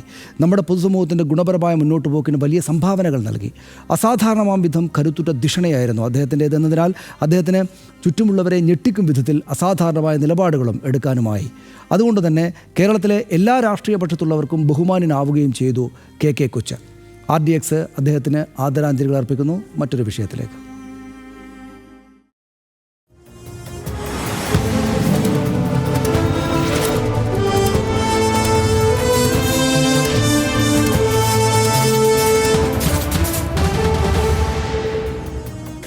RSSനെയും BJPയെയും വിമർശിച്ചതിൻ്റെ പേരിൽ മഹാത്മാഗാന്ധിയുടെ ചെറുമകനെ സംഘപരിവാർ തടഞ്ഞു വെച്ചതാണ് ഇന്ന് രാഷ്ട്രീയ കേരളം ചർച്ച ചെയ്ത പ്രധാന വാർത്തകളിലൊന്ന്. ഗാന്ധിജിക്ക് സിന്ദാബാദ് വിളിച്ചായിരുന്നു തുഷാർ ഗാന്ധിയുടെ പ്രതിരോധം. ശ്രീനാരായണ ഗുരു മഹാത്മാഗാന്ധി കൂടിക്കാഴ്ചയുടെ ശതാബ്ദി ആഘോഷിക്കാൻ അതിൽ പങ്കെടുക്കാൻ ഇന്നലെ തുഷാർ ഗാന്ധി കേരളത്തിലെത്തിയിരുന്നു. ഗാന്ധി ഘാതകനും നായക പരിവേഷം നൽകാനാണ് BJP ശ്രമിക്കുന്നത്. അവർ നടപ്പാക്കാൻ നോക്കുന്നത് ഗോഡ്സെ ഇസമാണ് എന്ന് ശിവഗിരിയിൽ തുഷാർ ഗാന്ധി പ്രസംഗിച്ചപ്പോഴേ സംഘപരിവാർ ഉപശാലകൾ അസ്വസ്ഥപ്പെട്ടു തുടങ്ങിയിരുന്നു. അടുത്ത ചടങ്ങിലും സംഘപരിവാർ വിരുദ്ധ പരാമർശം ഗാന്ധിജിയുടെ ചെറുമകൻ ആവർത്തിച്ചതോടെയാണ് ബാറ്റൺ BJP തന്നെ ഏറ്റെടുത്തത്. അതിരൂക്ഷമായ പദപ്രയോഗങ്ങളിലൂടെ തുഷാർ ഗാന്ധിക്കെതിരെയുള്ള ആക്രമണമുണ്ടായി. സംഘപരിവാർക്കെതിരെ സംസ്ഥാന സർക്കാർ കേസെടുക്കാത്തത് എന്തുകൊണ്ടാണ് എന്ന് ചോദിക്കുന്നു VD സതീശൻ. ഇന്ന് സംഭവിച്ചത് എന്തെല്ലാമാണ് എന്ന് കാണാം 59 സെക്കൻഡിൽ.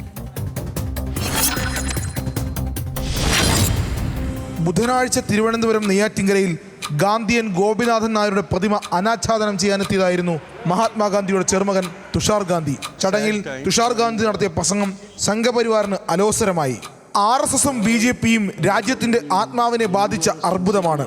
ഇന്ത്യയെ മതരാജ്യമാക്കാനാണ് അവരുടെ ശ്രമം. ഇതായിരുന്നു തുഷാർ ഗാന്ധിയുടെ വാക്കുകൾ. പ്രകോപിതരായ BJP RSS പ്രവർത്തകർ തുഷാറിനെ തടഞ്ഞുവെച്ചു. ഗാന്ധിജിക്ക് ജയ് വിളിച്ചായിരുന്നു ചെറുമകന്റെ പ്രതിരോധം.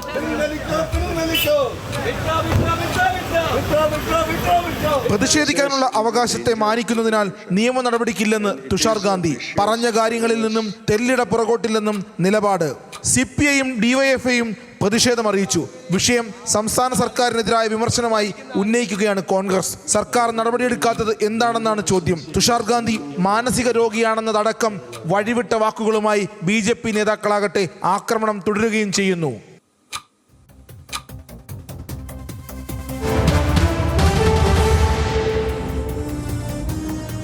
ഇതിപ്പോൾ മഹാത്മാഗാന്ധിയുടെ മരണം മുതൽക്ക് തന്നെ വലിയ വിമർശനം RSS സംഘപരിവാർ ഏറ്റുവാങ്ങുന്നുണ്ട്. അതല്ലെങ്കിൽ ആ വിഷയം ഇങ്ങനെ ചർച്ചയായി നിൽക്കുന്നുണ്ട്. അത് ഒരു വസ്തുതയാണ്. അങ്ങനെയുള്ളപ്പോൾ സ്വാഭാവികമായും ഈ മട്ടിലുള്ള ഒരു പ്രതിഷേധവും ഈ മട്ടിലുള്ള പദപ്രയോഗങ്ങളും ഒന്നും വേണ്ടിയിരുന്നില്ല എന്ന് തന്നെയാണ് എനിക്ക് തോന്നുന്നത്. തുഷാർ ഗാന്ധിയെ തടഞ്ഞതിന് പിന്നിൽ എന്താണ് എന്നുള്ളത് നമുക്കൊന്ന് ഒഴിച്ചു നോക്കാം. തുഷാർ ഗാന്ധി എത്തിയത് ഗാന്ധിയൻ ഗോപിനാഥൻ നായരുടെ പ്രതിമ അനാച്ഛാദനത്തിനാണ്. ഏറ്റവും ഒടുവിൽ അദ്ദേഹം ആ ചടങ്ങിലായിരുന്നു പങ്കെടുത്തിരുന്നത്. ചടങ്ങിന് ശേഷം മടങ്ങുമ്പോഴാണ് സംഘപരിവാർ പ്രവർത്തകർ തടഞ്ഞത്. പ്രകോപനം ചടങ്ങിലെ തുഷാർ ഗാന്ധിയുടെ പ്രസംഗമായിരുന്നു. RSSും BJPയും രാജ്യത്തിന്റെ ആത്മാവിനെ ബാധിച്ച അർബുദം എന്ന പ്രയോഗമാണ് തുഷാർ ഗാന്ധി നടത്തിയത്. ഇന്ത്യയെ മതരാജ്യമാക്കാൻ ശ്രമം എന്നും തുഷാർ ഗാന്ധി പറഞ്ഞിരുന്നു. ഇത് രാഷ്ട്രീയം പറയാനുള്ള വേദി അല്ലെന്ന് സംഘപരിവാർ പറഞ്ഞു. പരാമർശം പിൻവലിച്ച് മാപ്പ് പറയണമെന്നും ആവശ്യപ്പെട്ടു. ഗാന്ധിജിക്ക് ജയ് വിളിച്ചാണ് തുഷാർ ഗാന്ധിയുടെ പ്രതിരോധമുണ്ടായത്. തടഞ്ഞു വെച്ചത് അരമണിക്കൂറോളം ആയിരുന്നു. അധിക്ഷേപം പിന്നീടും ഉണ്ടായി എന്നുള്ളതാണ് അതിലെ സങ്കടകരമായ കാര്യം. കാരണം തുഷാർ ഗാന്ധി മാനസിക രോഗിയാണെന്നും BJP നേതാവ് S സുരേഷ് പറഞ്ഞു. തലച്ചോറും നാവും അർബൻ നക്സലൈറ്റുകൾക്കും രാജ്യദ്രോഹികൾക്കും പണയം വെച്ചു എന്നാണ് ആരോപണമുണ്ടായത്. എന്തായാലും ഇക്കാര്യത്തിൽ ഇപ്പോൾ അറസ്റ്റ് അടക്കം സംഭവിച്ചിട്ടുണ്ട്. നിലപാടിൽ ഉറച്ചു തന്നെ നിൽക്കുകയാണ് തുഷാർ ഗാന്ധി. സംഘപരിവാറിൻ്റെ ഭീഷണികൾക്ക് വഴങ്ങില്ല. RSS വിഷമയ പ്രസ്ഥാനമാണെന്ന് ഇനിയും പറയും. എല്ലാവർക്കും പ്രതിഷേധിക്കാൻ അവകാശമുള്ളതിനാൽ നിയമ നടപടിക്കില്ല എന്നുമാണ് അദ്ദേഹം പറഞ്ഞത്. എന്തായാലും CPMും CPIയും കോൺഗ്രസും DYFIയും ഒക്കെ തുഷാർ ഗാന്ധിക്ക് പിന്തുണ അർപ്പിച്ചിട്ടുമുണ്ട്. സനീഷ്, എങ്ങനെയാണ് ഈ വിഷയത്തെ കാണുന്നത്? അതായത് ഇതിപ്പോൾ തുഷാർ ഗാന്ധി എന്നയാളെ അങ്ങോട്ട് മാറ്റി നിർത്തുക. അതായത് RSS നമ്മുടെ രാജ്യത്തുള്ള മറ്റനേകം പ്രസ്ഥാനങ്ങളെ പോലെ ഒരു പ്രസ്ഥാനമാണ്. അതിനെ അനുകൂലിക്കുന്ന അനേകം ആളുകളുണ്ട്. RSSനെ സ്നേഹിക്കുന്ന കുറേ ആളുകളുണ്ട്. RSSനെ വിമർശിക്കുന്ന ആളുകളുണ്ട്. നമുക്കറിയാം. അത് രാജ്യത്തിൻ്റെ ചരിത്രം തൊട്ട് ഇങ്ങോട്ട് മറ്റുള്ള രാഷ്ട്രീയ പാർട്ടികളെയും മറ്റും പോലെ ഇതൊരു രാഷ്ട്രീയ പാർട്ടിയല്ല, സന്നദ്ധ സംഘടനയാണ്. രാഷ്ട്രീയത്തിൽ നേരിട്ടിടപെടുന്ന സംഘമല്ല എന്നാണ് പറയുക. അതിനകത്തുള്ള ആളുകളുടെ എണ്ണത്തിലാണ് നമുക്കറിയില്ല. അത്തരം കാര്യങ്ങളൊക്കെ ഉണ്ടെങ്കിലും RSS രാജ്യത്തിൻ്റെ ഭരണചക്രം തിരിക്കുന്ന ആളുകളടക്കം ആദരിക്കുന്ന ഒരു സംഘടനയാണ്. സ്വാഭാവികമായിട്ടും വിമർശനം ഉണ്ടാകും. RSS രാജ്യത്തിൻ്റെ ഞരമ്പുകളിലേക്ക് വിഷം കുത്തിവെക്കുകയാണ്, രാജ്യത്താകെ വിഷം പടർത്തുകയാണെന്ന ശക്തമായുള്ള വിമർശനമാണ് തുഷാർ ഗാന്ധി നടത്തിയത്. തുഷാർ ഗാന്ധി എന്ന വ്യക്തിയെ മാറ്റിവെച്ചാൽ പോലും അത്തരൊരു വിമർശനം നടത്താൻ ആർക്കും അവകാശമുണ്ട്. ഏത് പാർട്ടിയെക്കുറിച്ചും ഏത് സംഘടനയെക്കുറിച്ചും ഏത് വ്യക്തികളെക്കുറിച്ചിട്ടും രാഷ്ട്രീയമായുള്ള വിമർശനം നടത്താൻ ആർക്കും അധികാരമുണ്ട്. ഇവിടെ നമ്മുടെ നാട്ടിലെ രാഷ്ട്രീയ പ്രവർത്തനം അങ്ങനെയാണ്. അങ്ങോട്ടും ഇങ്ങോട്ടുമൊക്കെ ആളുകൾ രാഷ്ട്രീയ പാർട്ടികളെ വിമർശിക്കും. അപ്പോൾ ഒരാളെ അങ്ങനെ പരസ്യ വിമർശനം നടത്തിയ ഒരാളെ അരമണിക്കൂർ വട്ടമിട്ട് നിന്നിട്ട് തടസ്സപ്പെടുത്തുക എന്ന് വെച്ചാൽ അത് ചെയ്യാൻ പാടില്ലാത്തതാണ്. RSSകാർ അത് ചെയ്യാൻ പാടില്ലാത്തതാണ്. RSSന്റെ നേതൃത്വം നാളെ മുതൽ നിങ്ങൾ ചെയ്യരുത് എന്ന് RSSന്റെ നേതൃത്വം അവരോട് പറയേണ്ടതാണ്.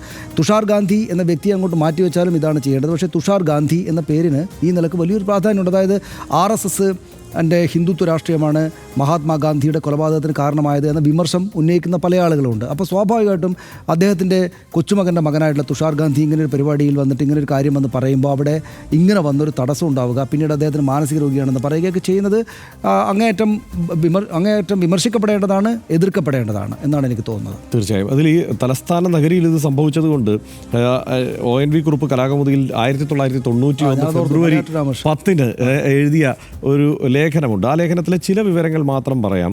ഗാന്ധിവധവും RSSും ONVയുടെ ഓർമ്മയിൽ എങ്ങനെയായിരുന്നു എന്നത്. ഗാന്ധിജി വെടിയേറ്റ് മരിക്കുന്നതിന് ഒരാഴ്ച മുമ്പ് തിരുവനന്തപുരം തൈക്കാട് മൈതാനിയിൽ RSSന്റെ ഒരു യോഗം നടക്കുന്നു. ഗുരുജി ഗോൾവർക്കറാണ് പ്രഭാഷകൻ. ദേശീയ ഐക്യത്തെയും സ്വാതന്ത്ര്യത്തെയും കുറിച്ച് അദ്ദേഹം എന്ത് പറയുന്നു എന്ന് കേൾക്കാൻ കോളേജിൽ നിന്ന് ഞാൻ ഉൾപ്പെടെ ഒരു ചെറുസംഘം തൈക്കാട്ടേക്ക് പോയി. ഗോൾവർക്കർ അതിനിശിതമായി ഗാന്ധിജിയെ വിമർശിച്ച് സംസാരിക്കുന്നു. എൻ്റെ ഓർമ്മ ശരിയാണെങ്കിൽ മലയാറ്റൂർ രാമകൃഷ്ണനും കരുനാഗപ്പള്ളി കാർത്തികേയനും യോഗാനന്തരം ചില ചോദ്യങ്ങൾ ഗോൾവാർക്കറോട് ചോദിച്ചു.